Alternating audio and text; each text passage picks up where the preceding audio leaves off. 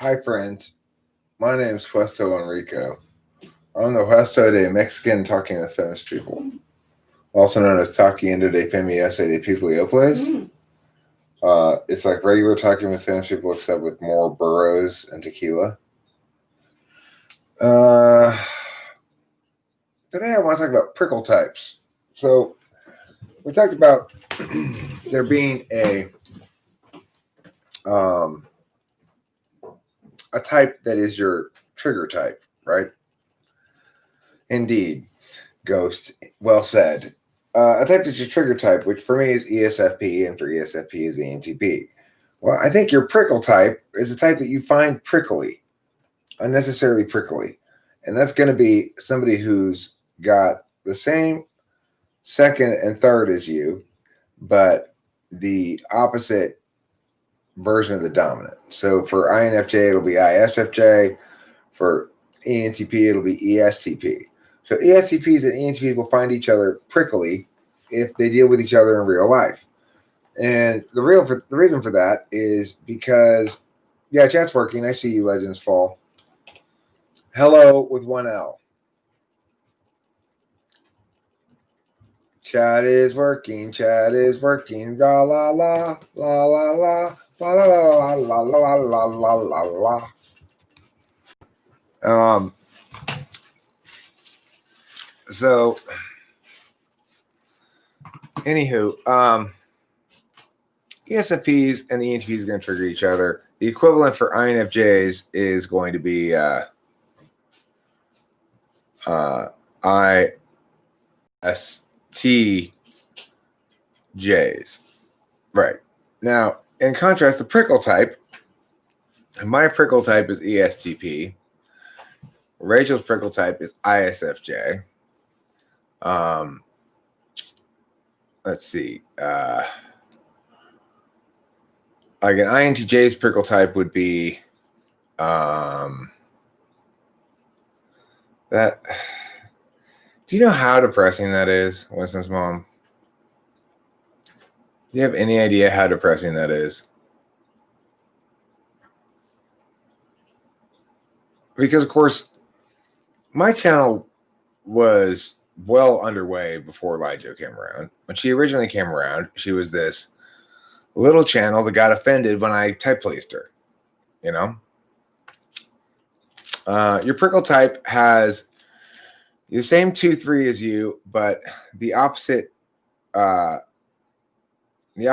of your dominant function. So if your action, it's the other action function. If your knowledge, it's the other knowledge function. Apparently she is, Joey. Apparently she is.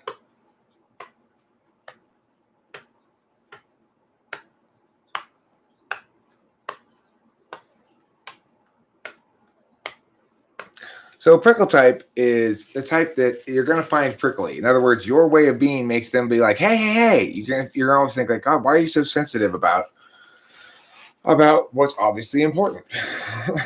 Then the reason being, I've got this notion that in your 8-slot function, you're comfortable doing your 8-slot function as a subject. You're not comfortable as an object, and you're blind more or less as an agent. So what does that mean? Well, specifically, it means that,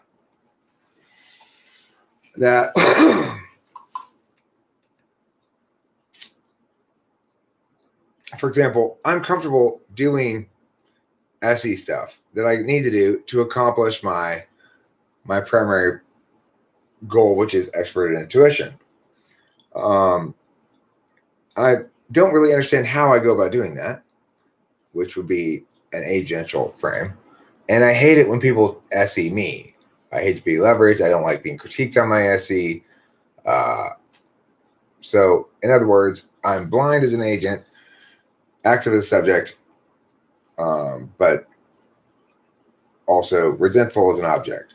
So the same thing is true for SI.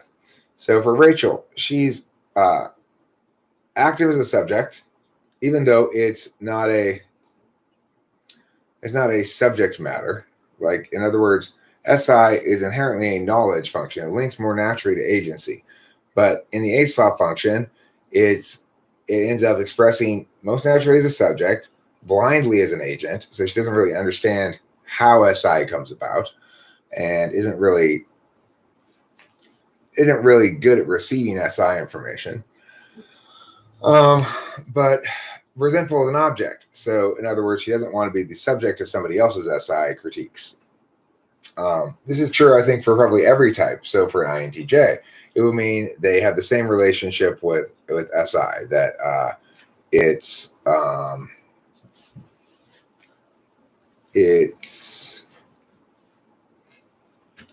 well, Joey, the thing is, when she initially said she was an INTJ on her channel, I type policed her, and I believe I typed her as a type police episode as ESFP, and said you're going to the slammer. But she got upset about it, I guess, and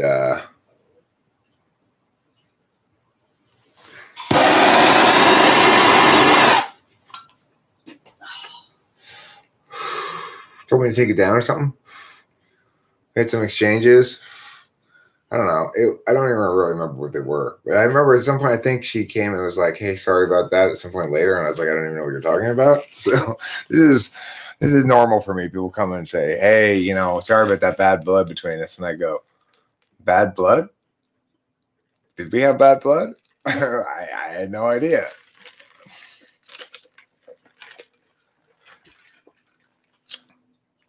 Anyway, I mean, it's the same sort of thing basically with Frank James. He was around the same size I was when he got started. He was, a channel equivalent to my own.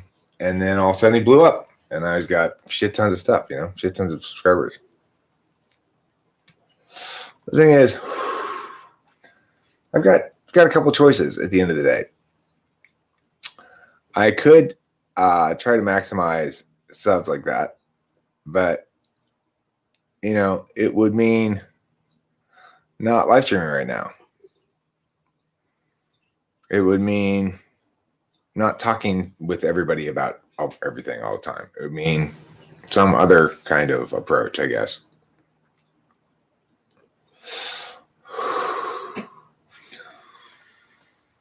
I mean, the thing is, I don't know for sure if Elijah's an INTJ or not. I just know that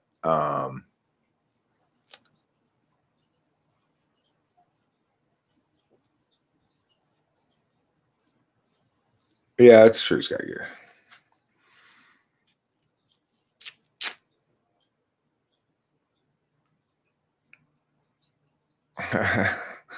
Ryan Fox, at the same time, don't start shit that's like maybe a little bit of friction that causes a little bit of heat. That doesn't mean you got to turn it into a big fire. If you want to talk subscribers, you have to talk about yourself. Your stuff's way too educational. No, what I've determined is if I want subscribers, I have to talk about other people. I have to say,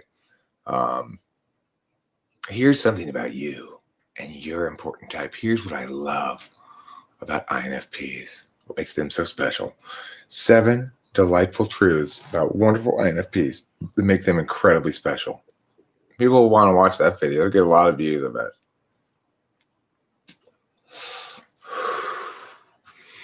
INFPs have a really deep connectivity with other humans that other people just don't have. They're what you call highly sensitive people. Number 2, INFPs know when someone's hurting. That's the second thing that's so special about them. The third thing that I love about INFPs, if I make videos like that, I think you should literally just open Google Training and make videos on popular keywords, and that's about it. That's not a bad idea. That'd be fun, see, because that's random, so I like that idea. Yeah. My religion teacher is a prickly INFP. You're so chucking special. Right. Listen, the fourth thing I love about INFPs, they have a beautiful soul. The soul of an INFP is the soul of humanity's most gentle spirits that know the importance of feelings and how critical it is that we never, ever, ever offend anyone.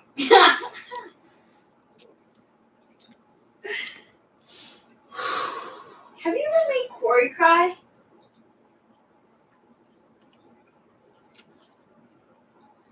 I only saw him really break down and be super vulnerable one time with me. I've seen him be vulnerable around me, okay, but not to me. Okay. Except for one time. Because, like, I feel like I feel like ENTPs are like huskies. Like, they're all fun and play, but they test boundaries. Like, I don't know, they can make me cry. Like, ENTPs are like one of the only types that, like, with using words, like, I can actually cry. When I tell you, oh, Rachel, the dewdrops of your tenderness are constantly re-astonishing me with their moist beauty all the time, forever for the first time. You're the best. Google outage? Was there a Google outage? I didn't know that. Joey, at what point did someone stop getting challenged on the type? I mean, what's the purpose? She went to the trouble to get certified. Make sure she was in a double-blind study. Enough is enough. I mean, to me, that's not enough. Winston's phone, because she's certified by people who have the wrong approach to understanding type.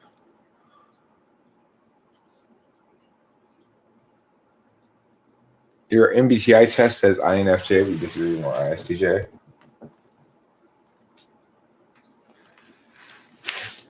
How to tell the difference between bad SI and bad FI? Well, I mean, they're totally different things. One's a knowledge function, one's a deliberation function. So the type you find prickly is only the second letter switches, right? Yeah, only the second letter switches. All right. Hambone points out it never ends. People in Discord question if Eric is really ENTP. I mean, come on. Seriously, come on. Because if I'm not ENTP, then what does dominant extroverted intuition actually look like? If it's so much more evident than mine, right? And if I'm not ENTP, what does tool slop TI look like if it's so much, people try to type me as ESFJ, ISFJ, INFP,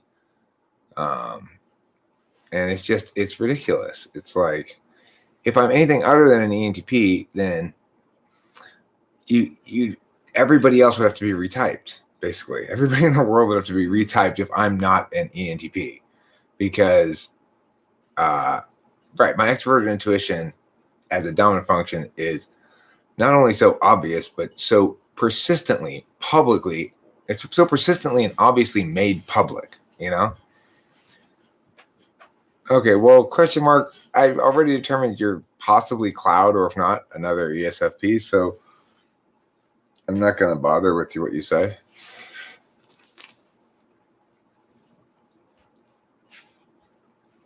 It's like, of course, there will always be people who don't process NI very well. I think that ESTPs are a lot less likely to persist in bad NI than ESFPs because TI constrains them. How on earth does R tolerate the messy stream room, though? Who's R? Oh, this messy stream room? Well, I mean, she's an INFP. It's not messy, really. It really isn't that messy or anything. It's just... We opened up the box of stuff. And we got some food on the table over there.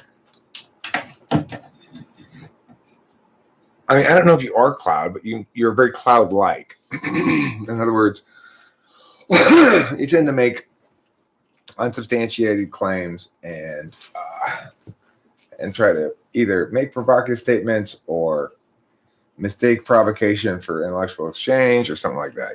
Typical kind of ESFP stuff.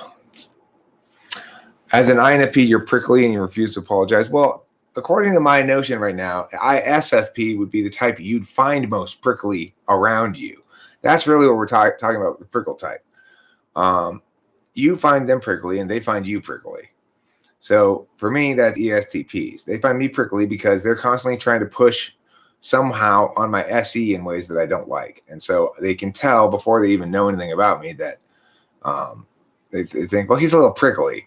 And I'd say the same thing about ESTP. Why? Because when I'm pushing on their NE, they don't like it, and I tend to do that being an NE dom. So I would consider my daughter fairly prickly. Like she'll shut my ass down if she doesn't like the argumentation line that we're going down. Did you get your juicer? Where was my juicer?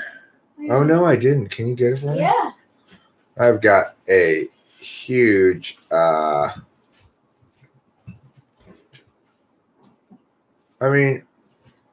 typically don't even say anything until after I've taken the action, grass eater, so I disagree with you there.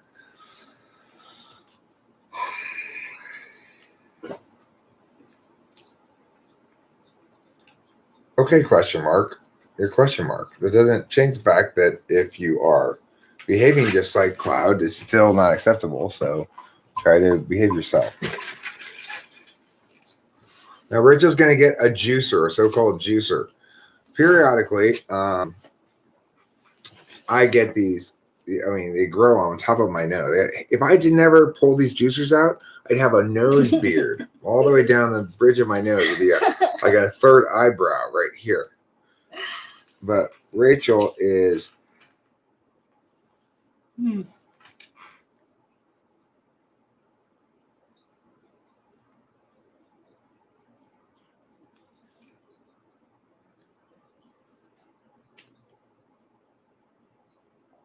Here, let me turn this way more. Did you get it? No. Are those right tweezers? Yeah. Oh, I see it. Woof. That is a juicer. Let me show the people how they can see it. Oh, yeah.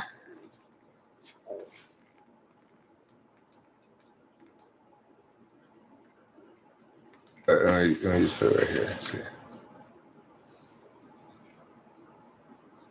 Focus on it. Camera really loves you.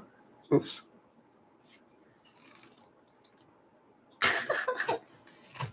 That's as good as I can get it.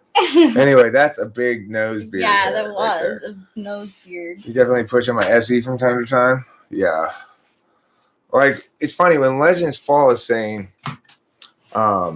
this person's an FI dom. It's like I don't feel like responding. It's like, well, I don't it's like I want to avoid that battle just implicitly kind of for some reason. How do you feel about Jim Carrey and Dumb and Dumber being ENTP? I mean, I don't think Jim Carrey is an ENTP, that's for sure. He's an FI type. Even I can see the FI in Jim Carrey. Debater? Jim Carrey? I don't think so. He's kind of a super big asswipe as far as I can tell. Yeah. I don't know much about him. Yeah, well, but KD says there.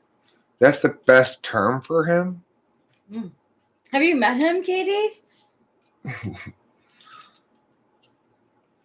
I'm not sure what he is, but he's exactly what Katie says. He's a super big cunt bag. He's a bag full of cunts. I mean he is. He does talk a lot about like how he feels people should be living. Oh, he seems like Alpha Quadra, maybe. That guy who plays that guy. I don't know what his actual actor name is.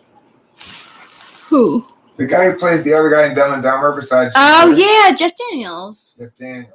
I was going to say Bridges, but I knew that was wrong. Does he look like Jeff Bridges? Does Jeff Daniels look like Jeff Bridges? Do. They look kind of alike, huh? Do. Okay, so yeah, I don't know what he is. He seems either Alpha Quadra or Beta Quadra, probably Alpha Quadra. I gotta go poo. I just know that I've never liked Jim Carrey. I never thought he was funny. I always thought he was like, there's something annoying about him that I didn't like. I think this is FI probably. Before I ever entered cognitive functions, I didn't like him for reasons that were hard to specify, you know? Okay. Move back. Fix this. The camera really There you go. doesn't There like we go. you, huh? It doesn't want to. It really doesn't. Let me close this door. Okay. So, there we go. You know what I don't like about Jim Carrey is his whole like law of attraction philosophy. He very much promotes like if you think it can come. Like he's the one who's famous for telling the story about how he was in Hollywood and he was driving down was it Magnolia? I think that's the big street. And he wrote himself a check for like $100,000, and then when he got the job for Dumb and Dumber, I believe it was, or was it Ace Ventura? I forget which one. He said that he got exactly $100,000 to play that part, and it's just like, are you fucking serious, man? Like, you think that like you can just like dream up a price tag like that? Like, that's such crap. Such crap. He looks seriously depressed. Like, he's all skin and bones now. I don't know about his personal life, Jim Carrey, but what I do know is that I used to follow him on Twitter, and he made a lot of really good artwork. Like, I thought he was a really good like artist, and I was like, I don't understand why like you're so depressing, Jim Carrey. Like, you should really get back into your artwork because that's where you shine. Yeah, he paid himself. He wrote himself a check for $100,000. He put it in his pocket, and then he said the next job that he got in Hollywood was one where he got paid exactly $100,000. So he's into the law of attraction.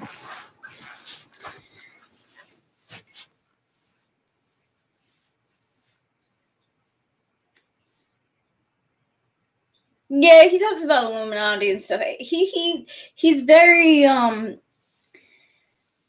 him and Russell Brand are very much into like the new age stuff. I love Eternal Sunshine of the Spotless Mind too. I think that was his I think it was one of his best roles. But the thing is that he never really like bounced back after that movie. Like, has he really been in anything big like since so I could tell he was depressed. I don't know. INFJs can like tell when people like aren't being authentic, and for some reason I can always tell when an ENFP is depressed, and like it showed in him. But yes, Truman Show. Maybe it was the Truman. I thought that he was really good in Eternal Sunshine of the Spotless Mind, but it was like a depressing. Oh yeah, Yes Man. Was a really like depressing role, and I don't think he ever really bounced back from that role. Like, I think he like internalized the character a lot, and he like never really like bounced back after that movie. Exactly why he's depressed. I'm just saying he's like, I don't think that ENFPs should really they like to take on challenges, right? Because they don't want to just be the clown, the funny guy. But whenever they do take on depressing roles, they themselves end up getting depressed, and it's like suicide watch for ENFPs. I mean, I don't know what to say. I think it is an FI thing. I don't know because like, I don't know a lot of ISFPs who say that they deal with depression.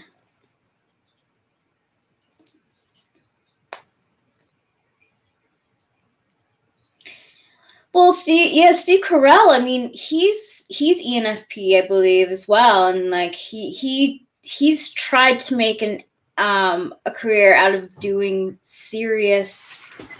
Is that no? He's trying to make it a career out of doing serious. Oh hi!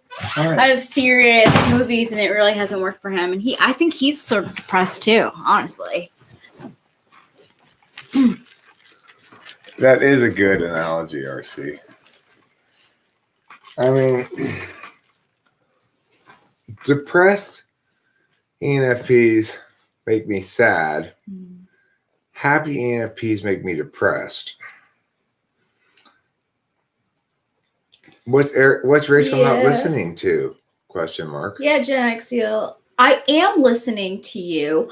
I know that you said that he had a girlfriend who killed herself and he was depressed after that. Of course he would. But I also feel that he took on some really depressing roles and he never bounced back from that. So I also don't think that he's ever bounced back from his depression from his losing his girlfriend, okay? And question mark, the other thing is the truth about that suicide is that he encouraged her to kill herself. Oh my God. If you look into it at all, you'll realize it was subject of a substantial lawsuit. It wasn't his girl at all. It was somebody else's woman. It was like a makeup person on a movie, and he, being a big celebrity, slept with her, got her to commit adultery, and then encouraged her to kill herself. No wonder he got depressed. Yeah, like I'm sorry, ENFPs, they think, they really do not want to be the clown they want to go deeper into roles, but then they end up taking on those roles and become very, very sad people after them. They can't disconnect. I don't know what it is, but it is something that I have noticed about ENFP actors. Oh yeah, he got sued for it. Joey is right. And I tend to believe the story of the lawsuit. Oh my gosh, that is so crazy. I didn't know that. Wow, that's big stuff for a person.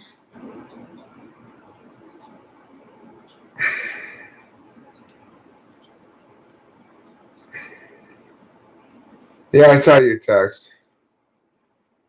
Well, Mike. I did. When's Rachel's birthday? She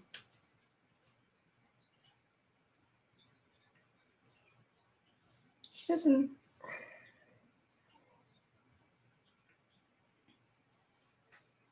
Hey Eric, do you like riddles?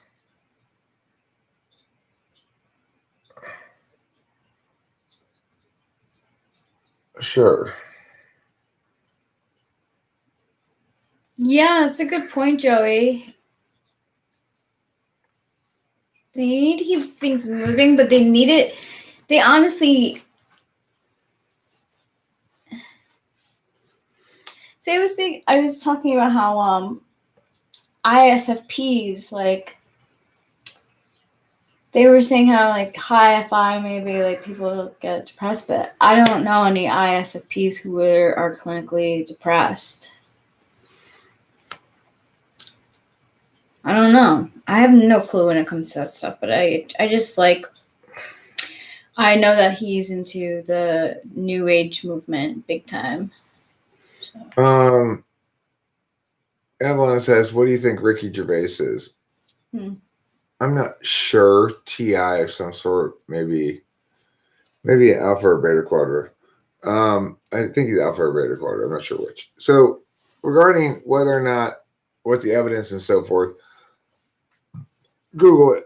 I mean, the thing is, I'm not saying I believe there's enough evidence to find in favor of whomever. I'm saying my gut is that the basic story I told is the basic story that actually happened.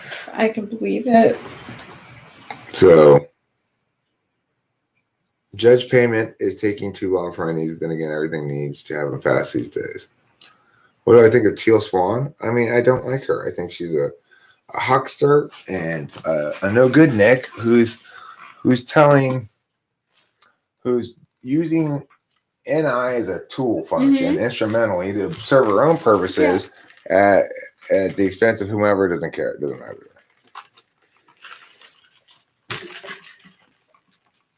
I'm gonna smoke a bong rip now.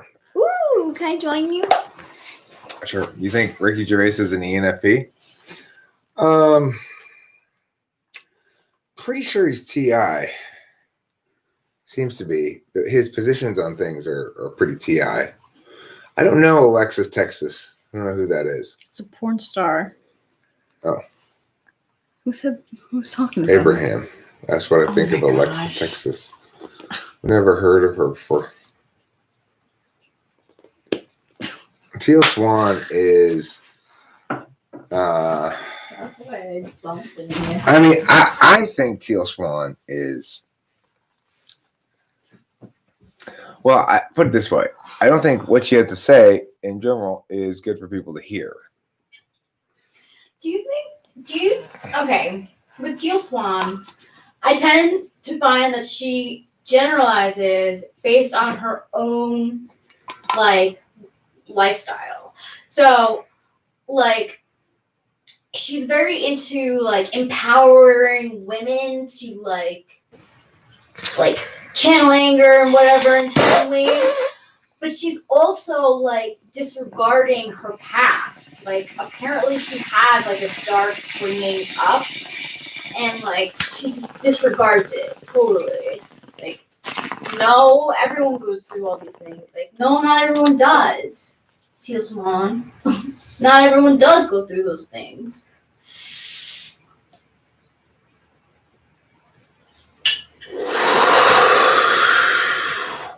Weston Clark says it best about Teal Swan when he says she's explodingly full of shit.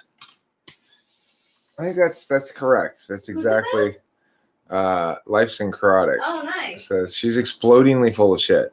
Our chat has been on point with the name calling today. Yeah, that's pretty good. That wasn't a well-planned video. So I doubt her prickliness. I think she's prickly, but I think what you see in her is an 8. And you see the 8 in Teal Swan all the time. She's strongly type 8 Enneagram.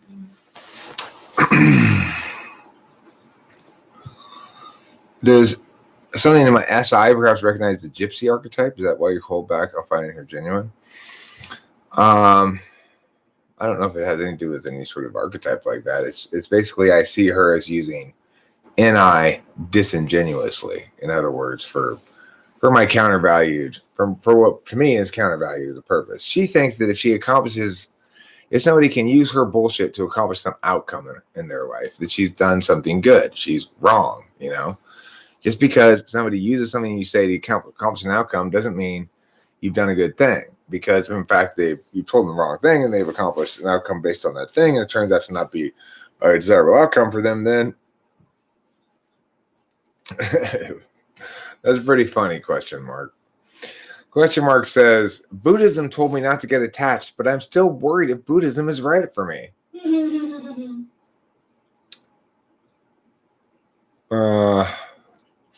Johnny Depp, I don't know. Hard for me to say. You know, ENFP, you're talking about like Robin Williams, right?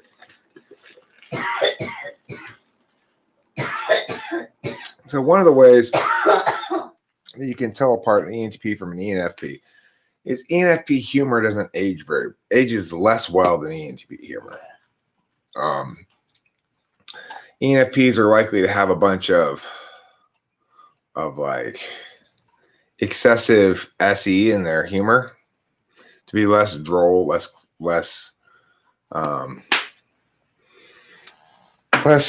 smart, you know, in their humor. And so it's like even if ENFP comedian is funny for a little while, John Cleese is ENTP. Yeah. But somebody like Warren Williams is ENFP, and he ceased to be funny. And why did he cease to be funny? The reason is because their FI gets up in the mix. And so many times the funniest jokes are somewhat offensive and or mocking that which people hold precious to some extent. And it's just not really in the wheelhouse of the ENFP because their FI tool makes them weighted down by everything all the time. Yeah. The kind of shit that I forget about sticks with them for a long period of time. You proved your worth.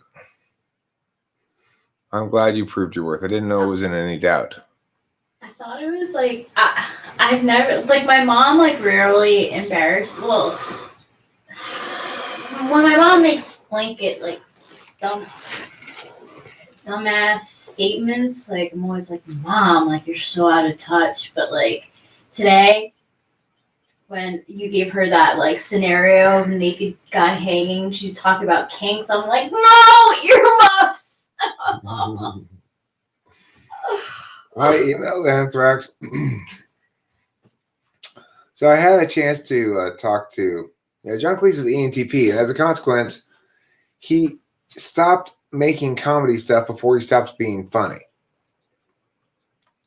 He's a lot smarter about comedy than ENFPs. But I'm sure there is a corollary for ENFPs where they're a lot better at meow than ENTPs. It probably links to some sort of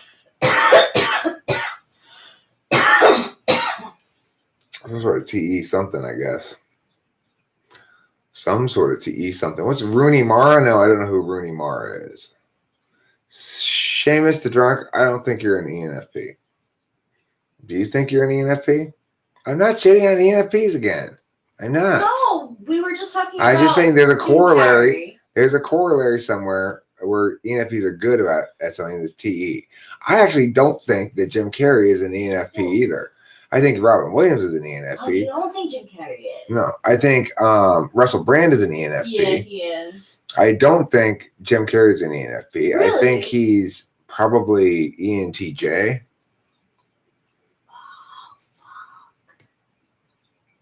No wonder. No wonder ESTJs can do impressions of them. James, I'm with you. Don't like Robin Williams. Find him overrated. Don't like Russell Brand. Find him annoying. He's majorly overrated. I don't know why anyone listens to him. Well, the thing is, RC says I have a weird soft spot for Russell Brand. I mean, I have a weird soft spot for Russell Brand too, in part because he's a recovering alcoholic addict, and I've heard him talk about that stuff, and I've sort of identified with some of it.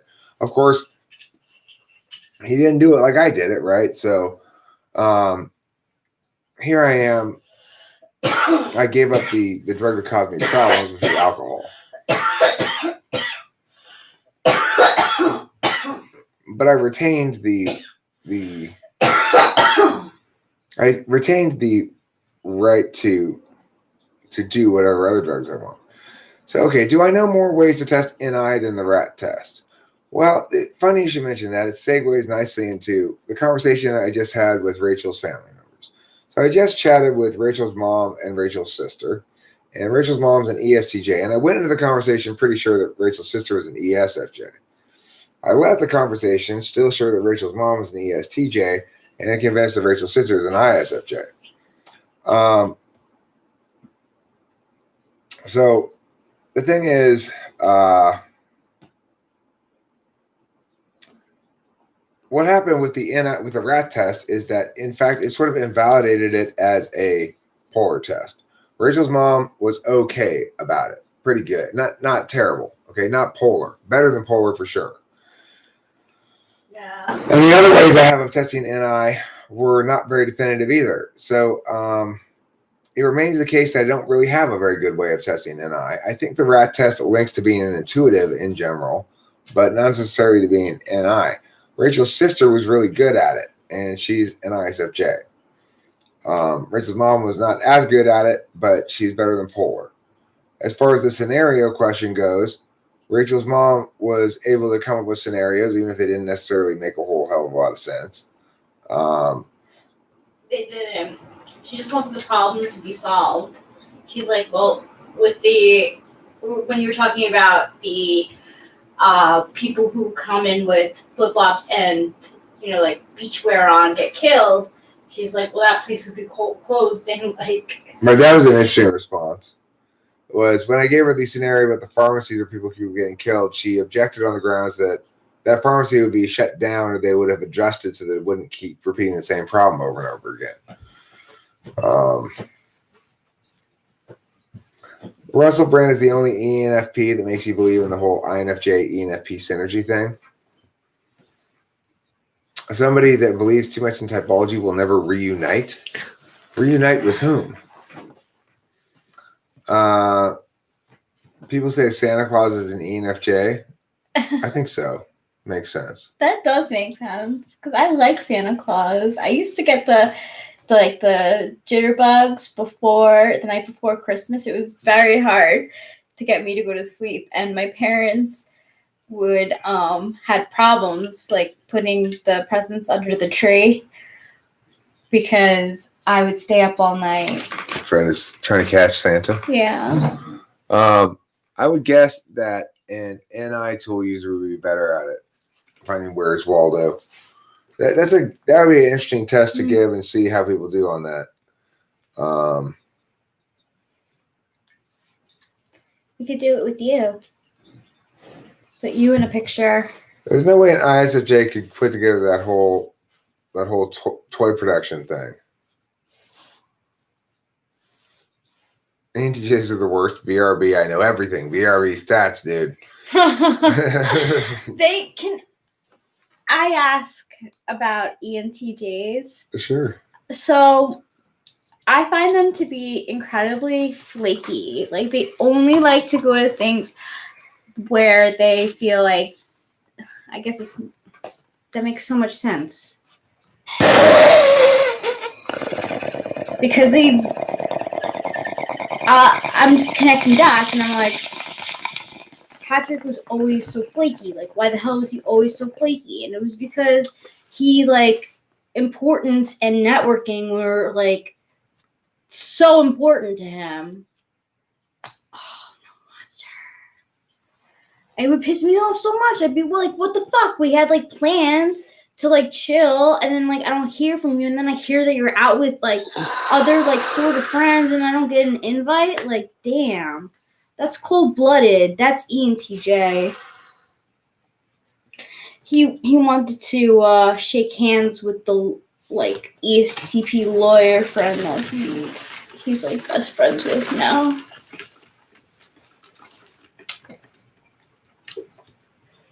Yeah, right, RC? I agree. I felt her like. She seemed like an ENTJ to me too. Yeah. But, the thing is, what's important to, I think, in figuring out how to finally resolve all these sort of typing confusions, because there are still areas where I'm confused as a typologist. Like, well, I understand meow is meow, but this person would seem to meow is meow, and blah, blah, blah, blah. I think it boils down to the agent object subject thing. So in the 8th slot function, I'm good at being a subject with SE, which is going to mean it's going to appear to other people that I'm pretty good at doing stuff.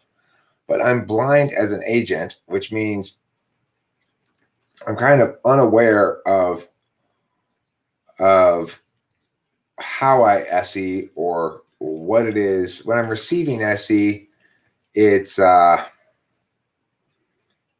like when I'm watching sports, it's hard for me to explain why I'm enjoying it or something like that, or what I like about it.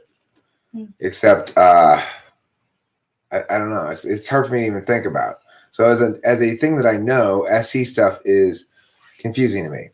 As a thing that I do, it's very straightforward, but I don't know what I'm doing when I'm doing it. And as a thing that I receive, it can cause me resentment if I don't want it. It's not according to my own choice. So if I'm receiving it unbidden, like if I don't turn on sports, but somebody insists on watching bodybuilding or something, I'm going to be like, okay, I cannot watch this shit. Yeah, that's difficult for me too. Can I just say, I love the synchronicity that we have during games. Like, I've learned to, like, you know, be a little bit more quiet because of your dad's ears. But, like, I love that, like, we have the same, like, kind of, like, body stuff going on. And we get into it the same way, into sports. It's really fun. It makes it, it's really fun. It makes it enjoyable for someone like me who I'm a sports fan, but I think compared to most men, I stack up. I can definitely hang with that, like with sports. But you know, there's some people who take it like super, super seriously, and like I don't know, like You and I are treated the same way. Yeah, we do. We And get it's the so fun we much can get out of fun. it, and if it gets depressing and we don't like it, we just turn our attention away from it onto something else and don't think about it anymore. Yeah, it's great. I love it. I love it. It's so nice. It's so nice to be with someone who I do truly feel attached to, and like. I think it's an FE over FI thing as well, which is for us, FI in the moment can be achieved on a positive level by watching sports for reasons we don't really understand fully, except maybe you understand it a little bit better than I do. It's, you know, it's exciting. I don't know. I like it when one team scores and they're ahead and you think, okay. Yeah. And the other team comes back. You know, the USC UCLA game the other night was so exciting. Great. I really did. Usually I don't side with Eric's dad. I agree on the plays that I think that, like your dad says, I'm like, yeah, they're probably going to go with that play. Like, I could see that. But, like, usually when they're down, I'm like, he's already counting them out. But there was one time during the game where I was like, wow, I really don't think that SC can, like, come back from this. And they did. It was, like, crazy. Oh, my gosh. It was so much fun. Oh, my gosh.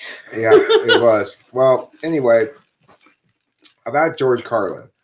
One of the things I like about George Carlin, I used to kind of not really love him that much, as I guess I thought his later work was kind of you know, when he got older. But I've since read some articles about him. If you Google like George Carlin's approach to fans or something like that,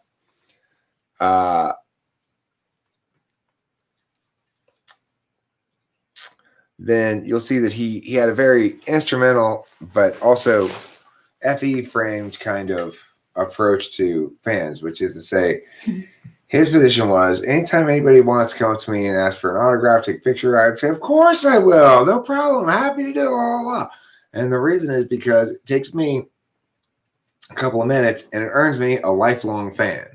That's their one interaction with George Carlin. They're going to be like, hey, I really like that guy. And they're going to be behind me the whole way, the rest of their lives. And all it takes is a couple of minutes for me. He's right about that. That's true. I don't, you know, it's like I recognize that some of his humor is quite good, and his early stuff was like clever writing. And then I didn't like the later stuff really, but I liked him. I like him better now that I've read more about him and understand him a little bit better. Yeah. The other thing is he's not a meta-rationalist. So he never transitioned from rationalism to meta-rationalism, which means from my perspective, he's constrained somewhat by his frame of reference. You know? Hey CJ O'Connell, hey Carrie's Kyra. You're actually George Carlin? Wow, that's so funny. Like literally the funniest thing. Right. I always thought of George Carlin as the much better version of, but still fundamentally flawed in the same way as Dennis Miller, comedian. And Dennis Miller is insufferable. It's his humor is terrible. Oh, Dennis Miller? Yeah, absolutely terrible. Unbelievably terrible. Yeah, he's not funny at all. But he's probably an ENTP. Despite everything. Oh my god. I suspect he is a horribly misguided ENTP. He might be an ENFP, but I don't know. Well, who's the best comedian ever? But can I say? Sure. Jon Stewart's a good example of an ENTP comedian. I mean, he's great on The Daily Show. Yeah, he was pretty good. Yeah. For a lot. He did a lot of good work. He did. Um. Oh, Dennis Miller. Oh my god. So who's like okay? I feel bad because I hated. Like I didn't get it. I can't believe that.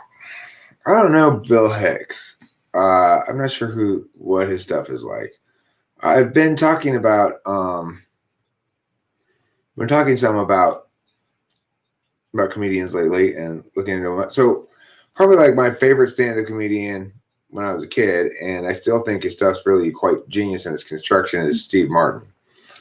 But I would also point to a comedian that I recently started reading their jokes, the jokes that they wrote. So there's two ways of evaluating a comedian. You can evaluate them as a performance thing, or you can evaluate them as a joke writer. And in some sense, it's a purer way to evaluate a comedian to evaluate their joke writing. Yeah. So if you see various comedians' jokes all written down and read them yourself, well, whose jokes are funnier? I personally, I really enjoyed reading. Some of the people who are funny to read include Mitch Hedberg and what's that guy that we were? What was his name?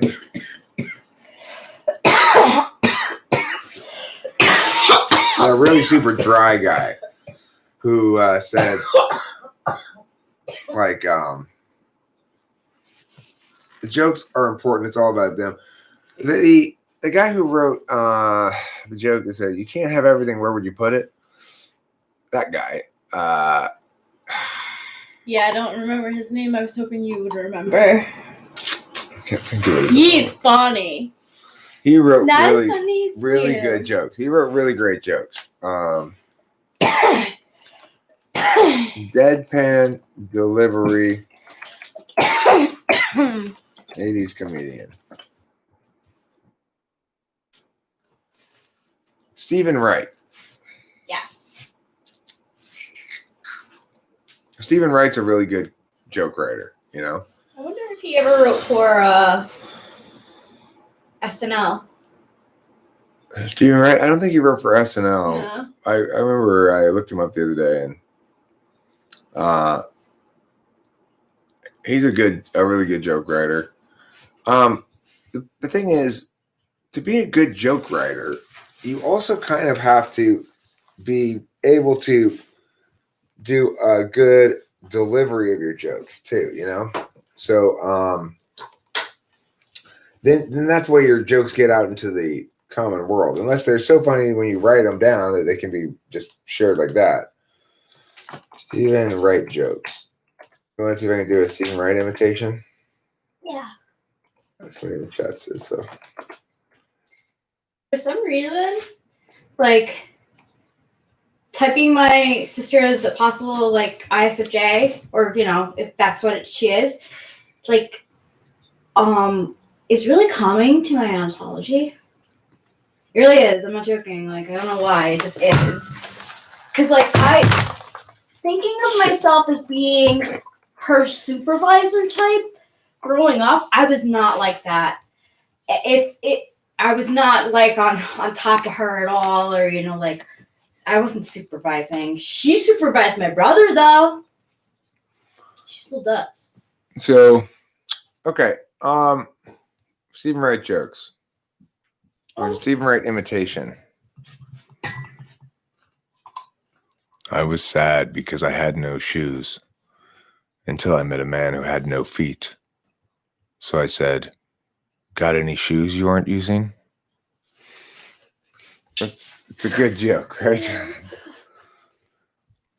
On the other hand, you have different fingers.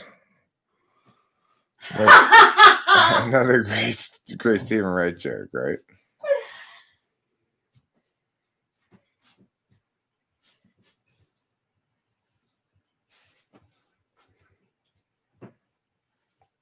I used to wear my heart on my sleeve. Now I wear my liver on my pant leg.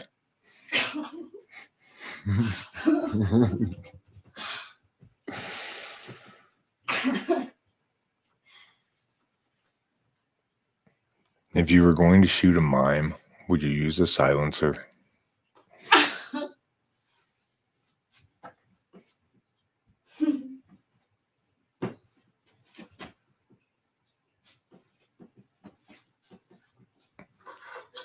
I used to work at a fire hydrant factory.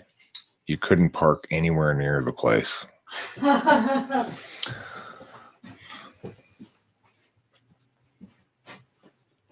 This is a good science joke. If you're not part of the solution, you're part of the precipitate. Are you trying to walk on the wild side because it's your birthday, MC McPhee? You're turning 23? Hey, 23. Happy birthday. You know what they call that? You call that finally being a grown-up. For real. That means you're ready to start smoking. Yes, 23, the age in which everybody is finally ready to start smoking. Oh. So MC McPhee, I want you to, as you British people say, I want you to spark up a fag and smoke away. I'll join you for a birthday cigarette. Wait, whose birthday tomorrow? Would you like to spark up a fag Laura's with me? birthday. When's yours, E. McPhee? When is your birthday? Oh, it's not your birthday. When is your birthday? Whose birthday is it tomorrow? Lorna. Lorna's is tomorrow. Happy birthday to Lorna. Okay, well, Happy ask Lorna birthday to Lorna. if she wants to spark up a fag because it's her 23rd birthday. What about you guys? It's not my 23rd birthday. Oh, you're August 17th. You're right by Eric's dad. I still got a couple years to catch up to you guys. Ooh, CJ O'Connell knowing the birthdays. No, actually, he's March 27th.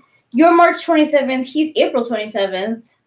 And my mom is December 27th. Yeah. Well, you know, what you should do is invite her to take the lift from the lorry. Take the lorry to your flat. Take the lift up to the flat. And then encourage her to spark up a fag while you and your mates are being jolly with each other. You know what I like about, do you say, E. McPhee, do you got guys, gals, whatever, like, I say guys, but I know some people take offense to it, so do you peeps say Happy Christmas or Merry Christmas? I want to know. Or happy holidays or merry holidays. Nobody ever says merry holidays, you know? Yeah, no. Merry holidays.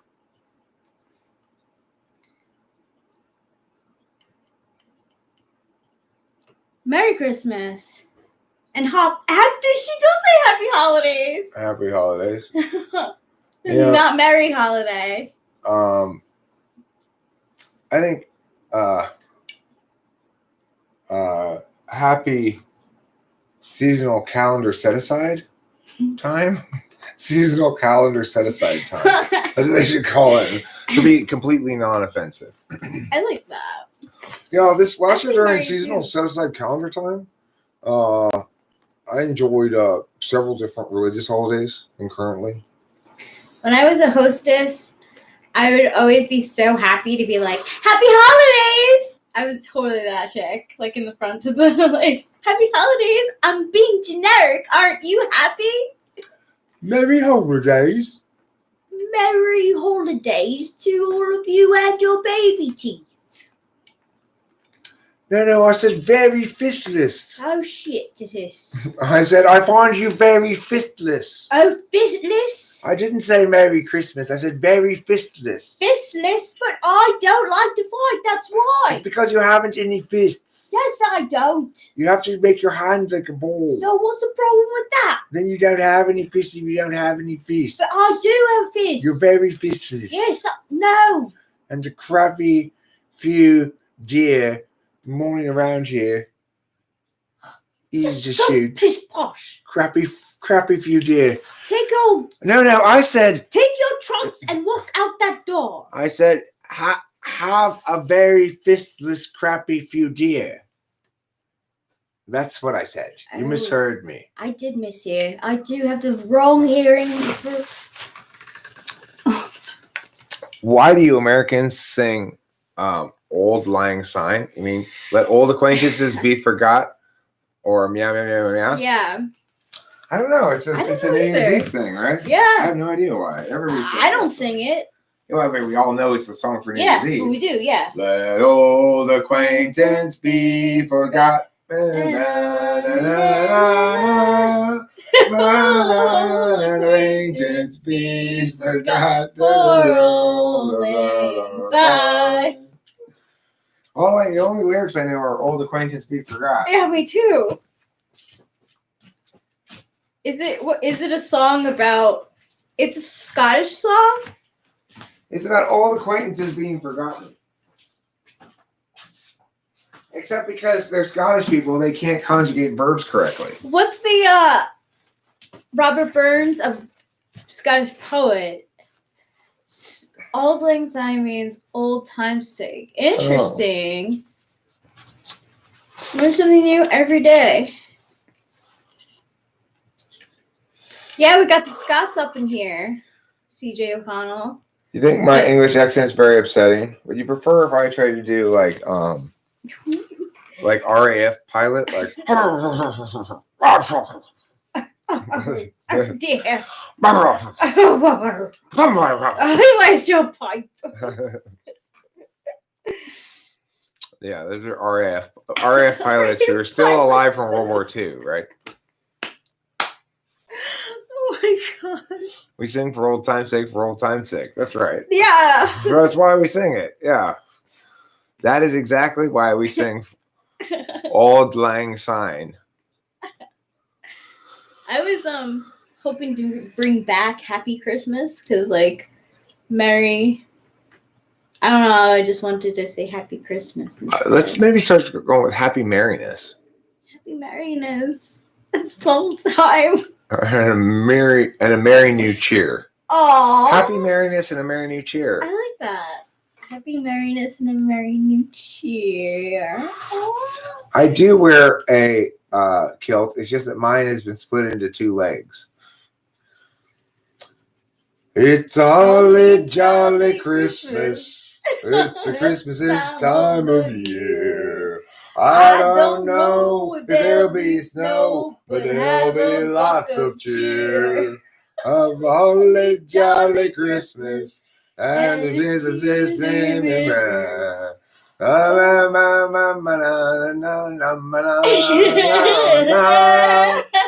Oh, holy mistletoe, hung where you can't see. Somebody waits for you. Is there one for me? Vegan schmegan, yeah. Effie does that for sure. Effie is capable of doing that. I think it's probably Effie-SI more than it is Effie-NI that does imitations. Where is the snow? I wish there was snow. Well, you just got to watch that Falco video and imagine it's 1985 and you're going out clubbing at the discotheque in Stuttgart. You know. That's exactly. Yeah. That Falco video, their Chromostar, I played it accidentally on the channel for a few seconds the other night. And sure enough, I got one of those. No! It's fine. I didn't get a strike. I just got a copyright thing saying that Falco's estate gets all the revenues from that live stream. Okay, that's fine. So then why don't you get all the revenues for your books on Amazon, man? I don't know. I don't know. It's just whatever it is, I know. Let me get the lyrics up for Baby It's Cold Outside. Maybe I can even get the chords up. Let's see. Baby, it's cold outside. Please don't break me. Baby, it's cold outside. Are you really creepy? It's cold outside. I really can't stay. Maybe it's cold, Cold outside. Lyrics, let's see. And chords.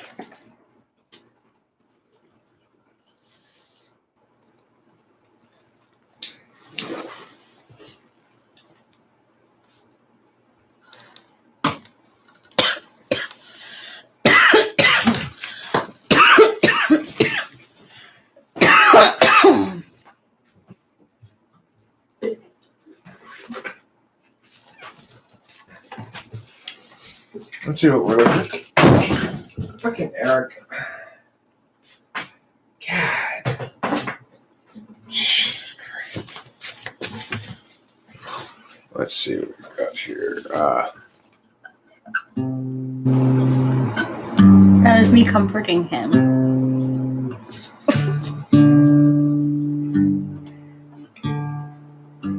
The evening has been. Yeah. I really can't stay. So here's the intro.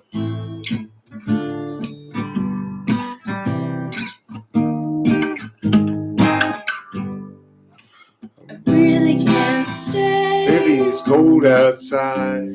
I've got to go away. Baby, it's cold outside. This evening has Been been hoping you'd so drop very by. nice. They're just like eyes. Mother will start To worry. worry. My father will be hacking the floor. It's really can't scurry. But maybe just half a drink. Hey, I I don't know. this song. I can't play this I don't song. know this song. It's too hard to do. Sorry, we might sorry. be able to, we we might be able to, try. we might be able to sing it without playing it. Let's try. it, Okay. So, I really can't stay. baby, it's cold outside. I've got to go away. Baby, it's cold outside. This evening has been They're so knowing very you're by. nice. Hold your God. hands, they're just like eyes. The mother will start to worry. My father will be dancing the floor. Oh, I really better scurry. I don't know that part. That's a hard song. We'll have to play an I'm easier embarrassed. one. Don't be embarrassed. I fuck up songs all the time on Okay. the live stream. It's just how it goes. True. It's because I try to play things I try to play things I never played before. That's why. Oh. Let's do some Christmas songs here that Okay. I know are fairly straightforward. Like Up on the Housetop's a fun Christmas song. That is a good one. All Up on the housetop. Boop, boop, boop. right, so this is a fairly straightforward song here. Oops. Here we go. Up on the housetop, reindeer paws, out jumped good old Santa Claus, down through the chimney with lots of toys, all for the little ones' Christmas joys. Ho, ho, ho, who wouldn't go? Ho, ho, ho, who wouldn't go? Up on the housetop, click, click, click, down through the chimney with good Saint Nick. First comes the talking of little Nell. Oh dear Santa, fill it well. Give her a dolly with laughs and cries, one that will open and shut her eyes. Ho, ho, ho, who wouldn't go? Ho, ho, ho, who wouldn't go? Up on the housetop, click, click, click, down through the chimney with good Saint Nick. Next comes the stocking of little Will. Oh, just see what a glorious fill. Here is a hammer and lots of tacks, also a ball with a whip that cracks. Ho, ho, ho, who wouldn't go? Ho, ho, ho, who wouldn't go? Up on the housetop, click, click, click, down through the chimney with good Saint Nick. That was good. A wonderful. Let's see what the live stream is saying. So let's try another fun Christmas song. Okay. Hey, it's Christmas time. Thanks, Running Fox. If anybody wants, I can play other holiday songs. Like this famous Kwanzaa song. Oh, Kwanzaa, you are the holiday of my people.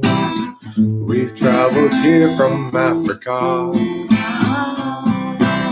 Oh, Kwanzaa, you are the holiday of the steeple. I will wear the African colors of black, green, and red.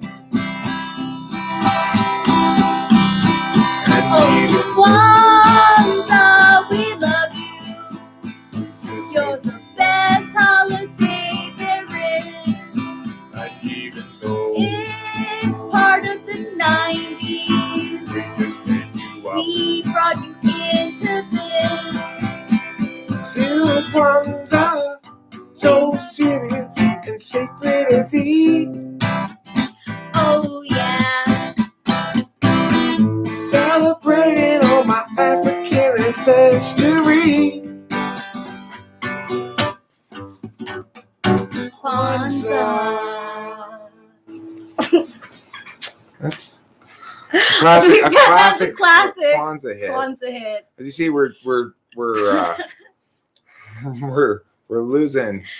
losing viewers like flies. What's up? But The Kwanzaa hit. hat? People can't laugh anymore? Is that? No, I think they appreciate the Kwanzaa song. I really think that other people who celebrate African American culture like we do, Oh yeah, that's true. but not everybody does. There are some racists out there. Only racists didn't love that song. I think that's fair to say, right? That's fair to say. Only racists didn't love that song. How about we play another Christmas song, like such as oh, I know. Let's do everybody's favorite. Oh. Here we go. Who doesn't love this song? Nobody. Nobody doesn't love Sarah Lee. What up? But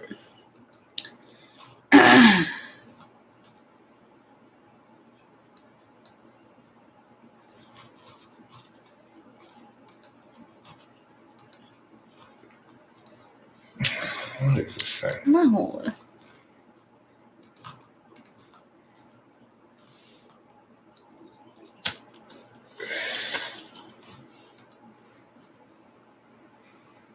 What is this thing?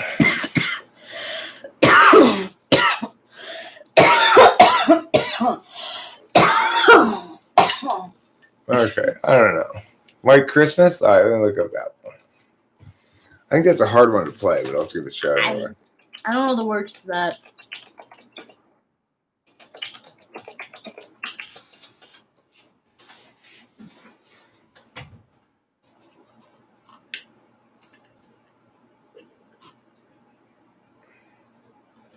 It's a short song.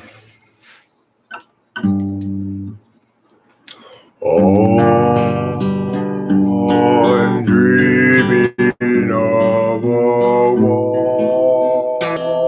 white Christmas, just like the ones I used to know, where the treetops glisten and children listen to hear the sleigh bells in the snow.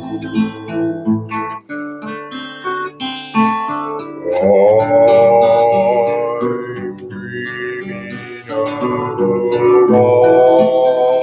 white Christmas, with every Christmas card I write.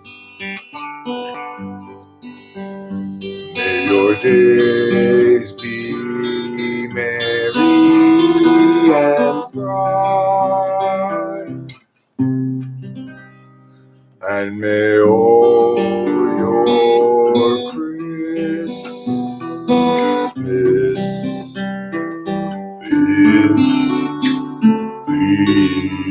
bright.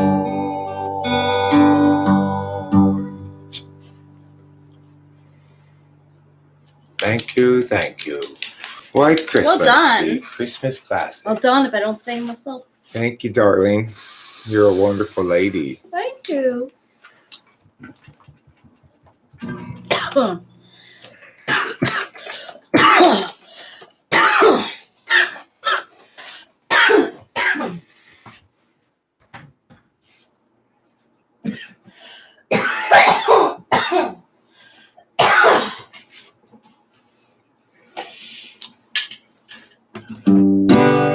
Have a holly jolly Christmas. It's the best time of the year. I don't know if there'll be snow, but have a cup of cheer. Have a holly jolly Christmas. And when you walk down the street, say hello to friends you know and everyone you meet. Hey ho, the mistletoe hung where you can see. Somebody waits for you, kiss her once for me. I'll have a holly jolly Christmas, and in case you didn't hear, oh by holly, it's a holly jolly Christmas this year. Yay! That was a nice one too, babe. Thanks, darling. I'm feeling like a real Christmas song singer nowadays. Yeah.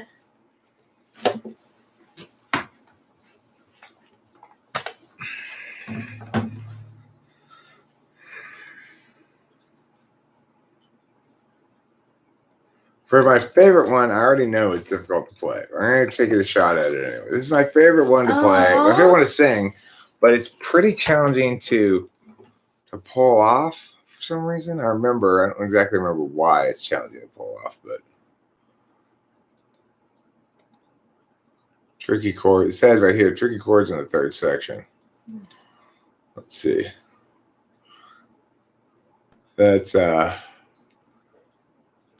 there's a birthday party at the home of Farmer Gray. So It'll be the perfect ending of a perfect day. We'll be singing the songs we love to sing without a single stop. I think this was a song I sang in chorus. That's not why I remember it.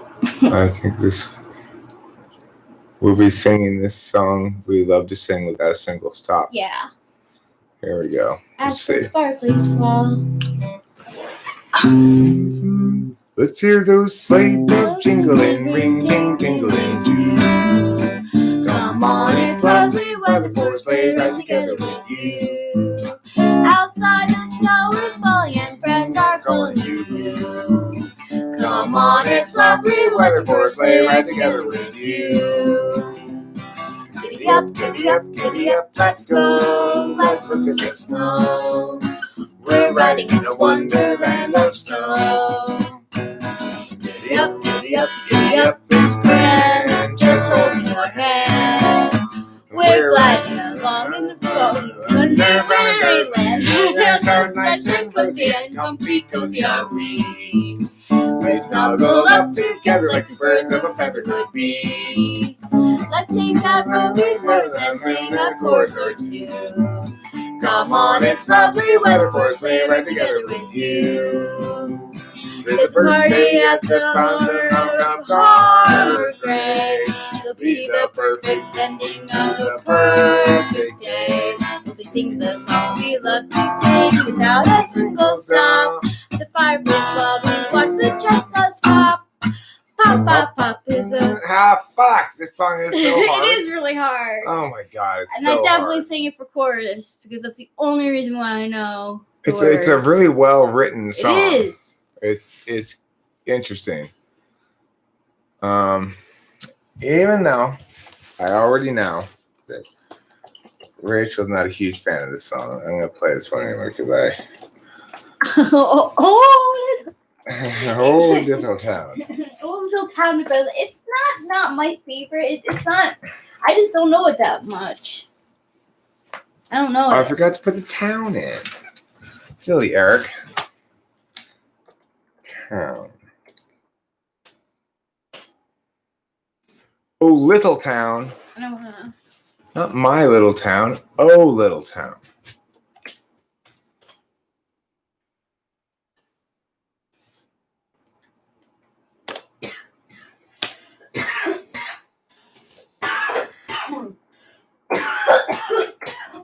I see. It's O with just an O.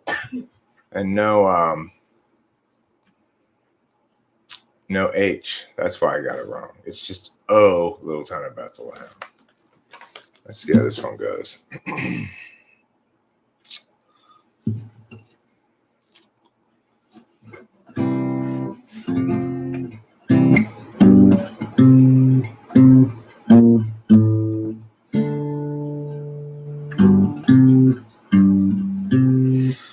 Oh, little town of Bethlehem, how still we see thee lie. Above thy deep and dreamless sleep, the silent stars go by. Yet in thy dark streets shineth the everlasting light. The hopes and fears of all the years are met in thee tonight. For Christ is born of Mary and gathered all above. While mortals sleep and angels keep their watch of ring of love. O morning stars together proclaim the holy birth, and praises sing to God the King, and peace to men on earth. How silently the wondrous gift is given. So God imparts to human hearts the blessings of his heaven. No ear may hear his coming, but in this world of sin, where meek souls receive him, still the dear Christ enters in. O holy child of Bethlehem, descend to us, we pray. Cast out our sin and enter in, be born to us today. We hear the Christmas angels, the glad great tidings tell. Oh, come to us, abide with us. Our Lord Emmanuel. Wow. Our Lord Emmanuel. Thanks, Darlene. Thank you. Now, for our next Christmas number, I'm going to play that classic Christmas song that everybody knows and loves. Namely, Deck the Halls. With what? With boughs of motherfucking holly. That's right.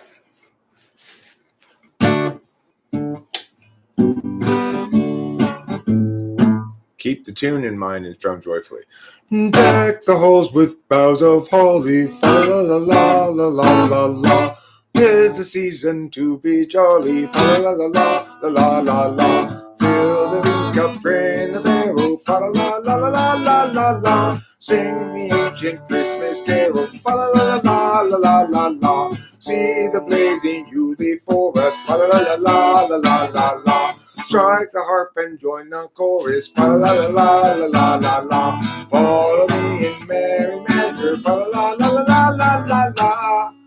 While I tell of Yuletide treasure. It's the best kind of treasure. Fa la la la la la la la la. Fast away the old year passes. Fa la la la la la la la. Well, the new ye last and lasses. Fa la la la la la la la la. Sing we joyous all together. Fa la la la la la la la. Heedless of the wind and weather. Fa la la la la la la la. Law. And with the last law, the fall laws were done, and everyone realized this was our occasion to celebrate Christmas. And we did from that point forward.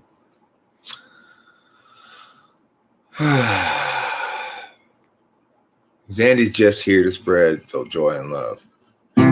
This is her song. You can call it Christmas or Hanukkah if you want.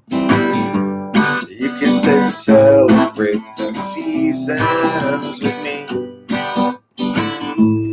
You can call it Tet, or you can call it Kwanzaa. You can call it whatever you want to, boy. 'Cause I'm just here to share love and enjoy. Is that what you said? I'm just here to share what?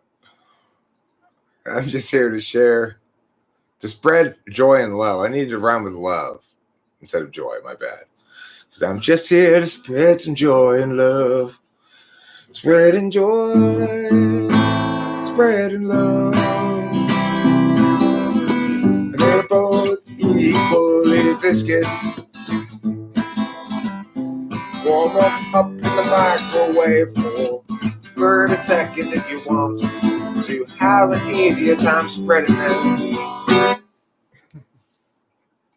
So that's the truth about that is the truth about joy and love. If you're here to spread joy and love, the tricky thing about it is they don't both spread equally well. It's kind of like butter and cream cheese. If you get whipped cream cheese from the fridge, that's going to spread a lot nicer than hard butter. Go back on the messages above and check for the truth. The truth is, you like to spread joy and love in something else? Could it be cream cheese? Love never fails. Love never fails. San Diego just have a whole catalog of songs just out of your NI song lyric statements that you make. You know?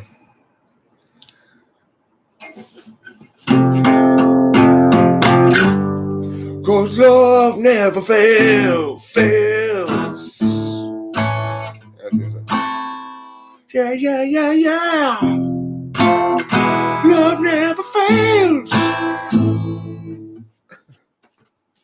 You either spread love or joy, or never both at once. I think that's smart.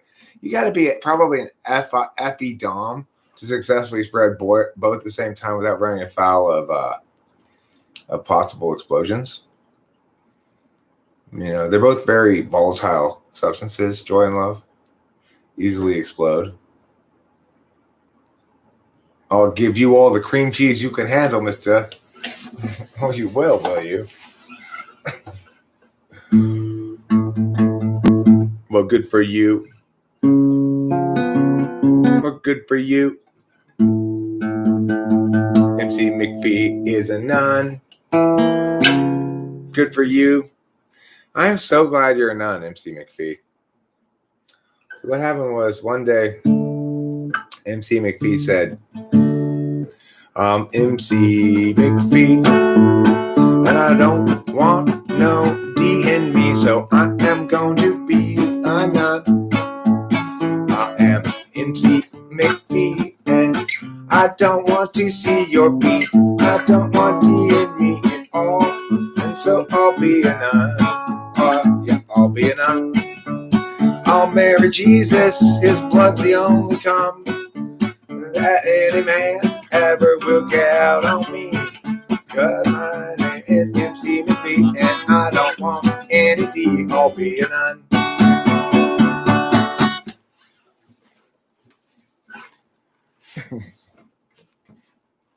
That was a pretty clever little song there. I have to say, if I do say so myself, that was a pretty clever one.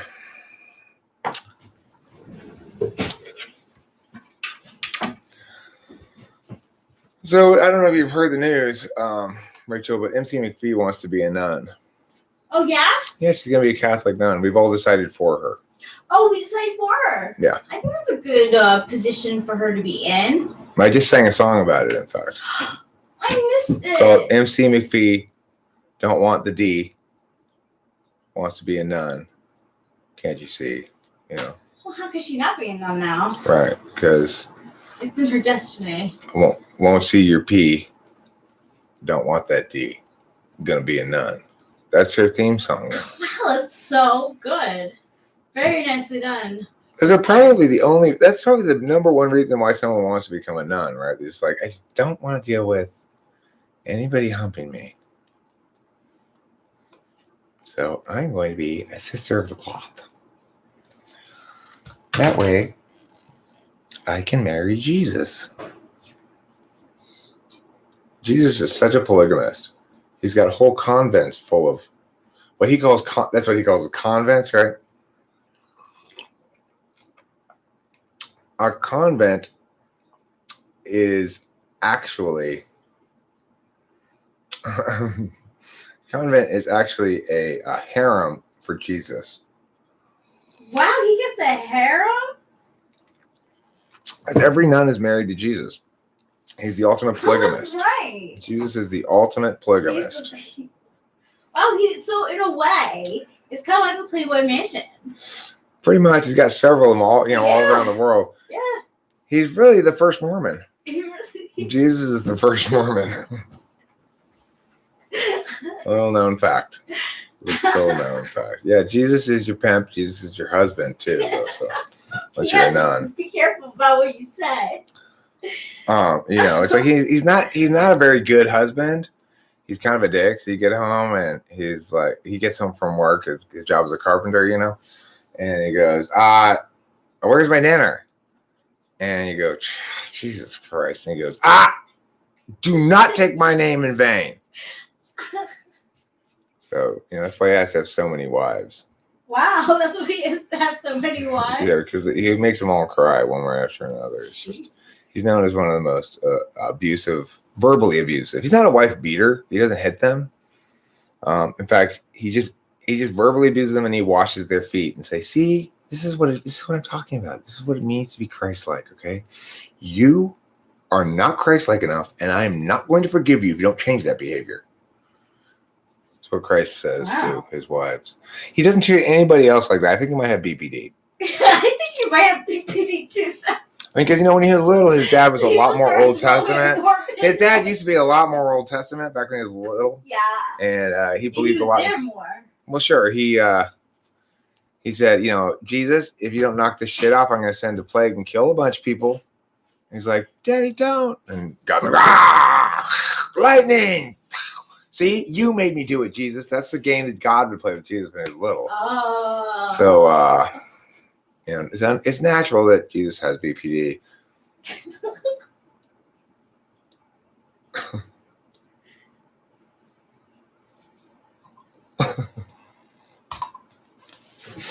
Hilarious. Okay, so who's playing on Monday Night Football tonight? Anybody know? What's bullshit, darling? I don't like ordering from things online. I'd rather go shopping. Well, what happened? TE problems? Yeah, it's always TE with that stuff. Is it not coming at all? Did you get? Oh, it is coming. No, I got it. Wait, what? I found it. What's it say?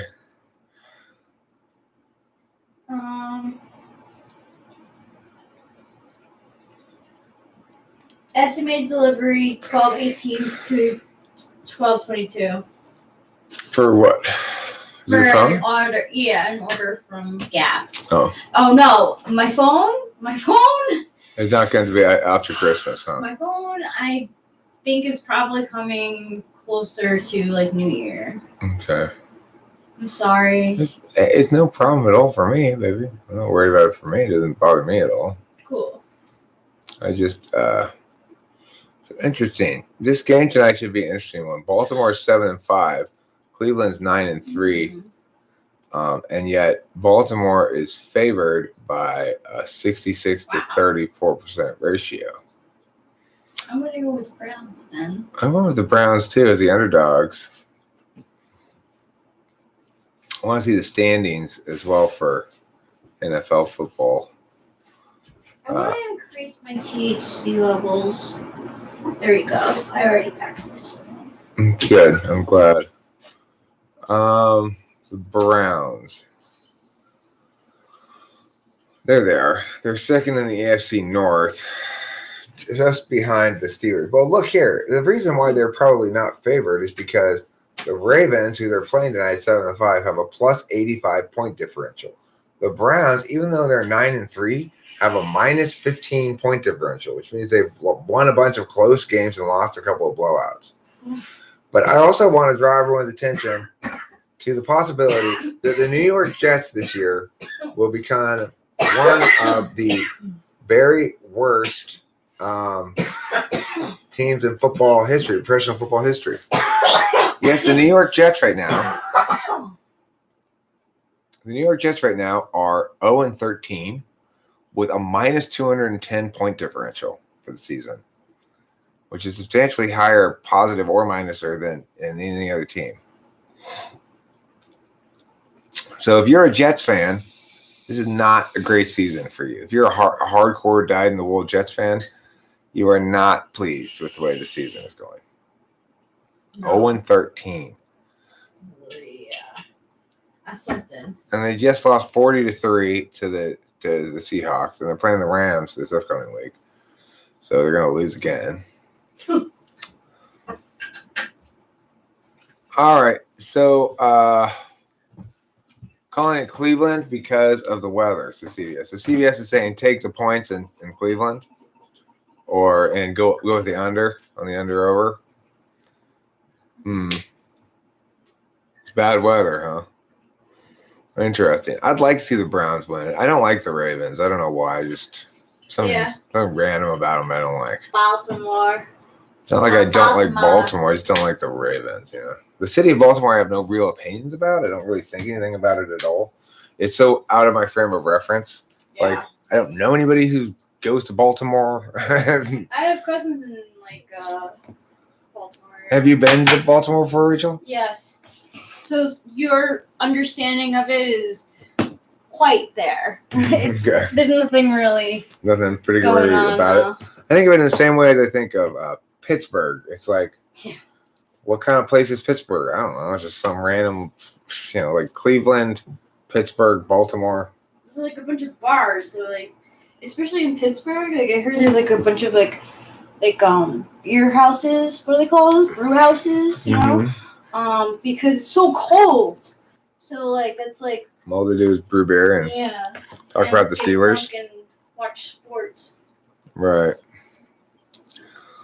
Okay, well, I'm going to be wrapping this up here, I think. And a couple last things I want to mention before I do. New season of Attack on Titan is out. Rachel and I watched the first 2 episodes of it. Yeah. It's quite good. Excited to see what happens. Me too. And So different. We haven't even. I'm not gonna spoil it. so interesting seeing married women use daddy online. What does that mean? I don't know what that means. Like they say that, "Hey, daddy," to other men. And who have you heard say that? I mean, look, grass eater. I think I know what you're getting at. Yes, you can call me daddy too. It's okay. You don't need to feel like your masculinity is threatened. You can call me daddy if you want. Just don't expect me to respond to it, you know. That makes sense. How nice.